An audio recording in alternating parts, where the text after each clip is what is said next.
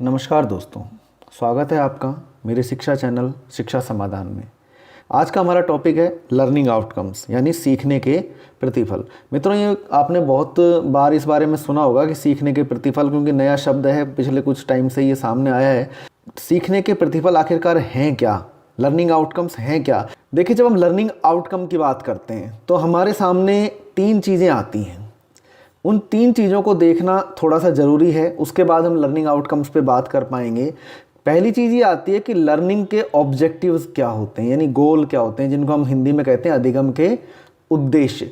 अधिगम के उद्देश्य या लक्ष्य जो हैं वो क्या हैं। दूसरी चीज़ आती है हमारे सामने लर्निंग के इंडिकेटर्स क्या हैं, यानी अधिगम के सूचक क्या हैं। और तीसरी चीज़ जो आती है वो आती है लर्निंग आउटकम्स। तो इस प्रकार से सबसे पहले हमको ये देखना होगा कि लर्निंग के ऑब्जेक्टिव्स और इंडिकेटर्स आखिरकार क्या होते हैं। तो देखिए, जब लर्निंग को हम समझते हैं तो लर्निंग को इस चार्ट के द्वारा हम समझ सकते हैं। जब लर्निंग को हम समझते हैं तो लर्निंग को या अधिगम को हम इस चार्ट के द्वारा समझ सकते हैं। यहाँ आपको एक चीज़ दिखाई दे रही होगी कि सबसे बाहर एक ग्रीन कलर का बॉक्स बना हुआ है, उसमें लिखा हुआ है लर्निंग ऑब्जेक्टिव्स या लर्निंग के गोल, अधिगम के उद्देश्य। यानी इसको देखकर आप ये समझ सकते हैं कि जो अधिगम के उद्देश्य हैं वो एक वृहद भाग है शिक्षा का, जो बड़े रूप में सामने आता है। तो लर्निंग के ऑब्जेक्टिव्स क्या हो गए? लर्निंग के ऑब्जेक्टिव जो हो गए वो वृहद पार्ट हो गए, बड़े स्तर के ऊपर हो गए। उनका तुरंत मापन नहीं हो सकता, उनको हम तुरंत मेजरेबल नहीं है। उनको अगर हम चाहें कि अभी हम उनका मापन कर लें, उनको देख लें, तो वो संभव तुरंत नहीं है। दूसरी चीज़ आती है अधिगम के सूचक, इंडिकेटर्स क्या होते हैं। तो अधिगम के उद्देश्य को जब कॉन्क्रीट स्ट्रक्चर पर लेके आने की हम बात करते हैं तो वहाँ से क्या निकल कर आते हैं? हमारे सूचक निकल कर आते हैं। और जब लर्निंग आउटकम्स की हम बात करते हैं तो ये बिल्कुल कॉन्क्रीट पार्ट है, ये अधिगम का एकदम कॉन्क्रीट, यानी इसको बिल्कुल पूरे तरीके से आप मेजर कर सकते हो, माप सकते हो कि वास्तव में यह जो आउटकम से ये प्राप्त हुआ है या नहीं हुआ है। इनको थोड़ा हम डिटेल में देखते हैं कि ये क्या चीज़ है। देखिए, सबसे पहली जो बात आती है वो आती है लर्निंग के ऑब्जेक्टिव्स की। लर्निंग के ऑब्जेक्टिव्स यानी कि गोल, इसको हम कहते हैं अधिगम के उद्देश्य। तो देखिए मित्रों, अधिगम के उद्देश्य जो हैं वो संज्ञानात्मक भी हो सकते हैं, कॉग्निटिव भी हो सकते हैं, अवबोधात्मक भी हो सकते हैं और मनोशारीरिक साइकोमोटर प्रकार के हो सकते हैं। ये बड़े स्तर पर होते हैं। ये हमको क्या बताते हैं? ये हमको बताते हैं कि बालक को सीखना क्या है, यानी शिक्षा के उद्देश्यों का निर्धारण में ये काम आते हैं। इनका मापन भी तुरंत संभव नहीं है। मापन हो सकता है लेकिन 2 साल 5 साल या 10 साल के बाद उनका मापन होगा। जैसे हम उदाहरण दें कि सृजनात्मकता, हम कहेंगे किसी बालक में सृजनात्मकता विकास हो रहा है, तो जरूरी नहीं है कि हम सृजनात्मकता के जो कंटेंट हमने दिया उसको बच्चे ने कर लिया। तो हम केवल एक चीज़ को देखकर ये नहीं कह सकते कि बच्चे के अंदर क्रिएटिविटी डेवलप हो गई है।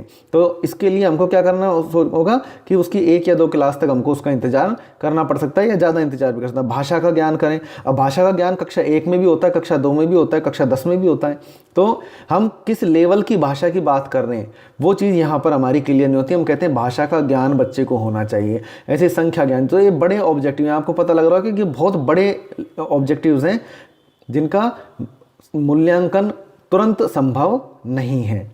दूसरी चीज़ हमारे सामने आती है लर्निंग इंडिकेटर्स।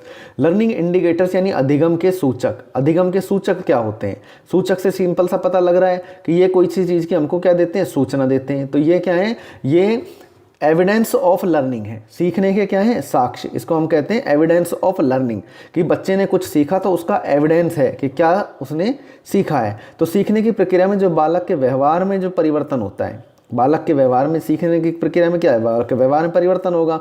तो उसके लिए ये चेक पॉइंट के तौर पर काम करते हैं। ये वो चेक पॉइंट है जो ये बताते हैं कि बच्चे के व्यवहार के अंदर परिवर्तन हो रहा है, और टीचर उसको क्या करता है? असेस करता है। ठीक है, ये इसमें जैसे हम देखते हैं जैसे विश्लेषण करना, बच्चे को हमने 2 चीज़ें दी, उनके बीच में विश्लेषण कर रहा है, कुछ वर्गीकरण कर पा रहा है, चर्चा कर रहा है किसी बिंदु के ऊपर, या किसी प्रश्न को हमने दिया, किसी इंसिडेंट को हमने बच्चे के सामने बताया और वो उसकी व्याख्या कर रहा है। तो ये चीज़ क्या है? ये लर्निंग के इंडिकेटर्स हैं कि व्याख्या कर पा रहा है या नहीं कर पा रहा है। पाठ्यचर्या का जो निर्माण होता है वो इसी आधार पर किया जाता है।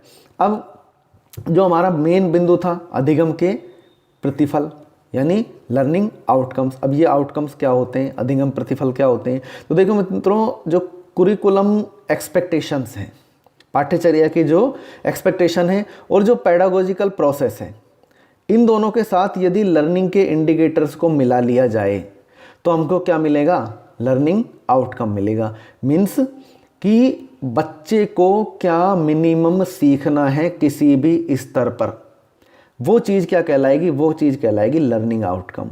मिनिमम जो उसकी रिक्वायरमेंट है, जैसे कक्षा 1 है तो वहाँ पर गणित में उसको क्या आ जाना चाहिए, कक्षा 2 है तो उसमें गणित में का स्तर क्या होना चाहिए, कक्षा 3 में गणित का स्तर क्या होना चाहिए, ये क्या कहलाएगा, ये लर्निंग आउटकम्स। यानी बच्चे ने क्या सीखा, उसका रिजल्ट, कि कक्षा 1 में उसने ये चीज़ें सीख ली या नहीं सीखी, क्योंकि कक्षा 1 का स्तर हमने निर्धारित किया कि ये आउटकम्स कम से कम होने चाहिए। कक्षा 1 से जब बच्चा 2 में जा रहा है तो उसको ये चीज़ तो आनी ही चाहिए। अगर ये चीज़ वो बता पा रहा है बच्चा, तो हम कहेंगे कि ये लर्निंग आउटकम्स उसने अचीव कर लिया है। तो यहाँ पर सिर्फ प्रश्न पढ़ने जैसी स्थिति नहीं है, बच्चे को सिखाना ज़रूरी है। लर्निंग आउटकम्स क्या कहता है कि बच्चे ने सीखा या नहीं सीखा।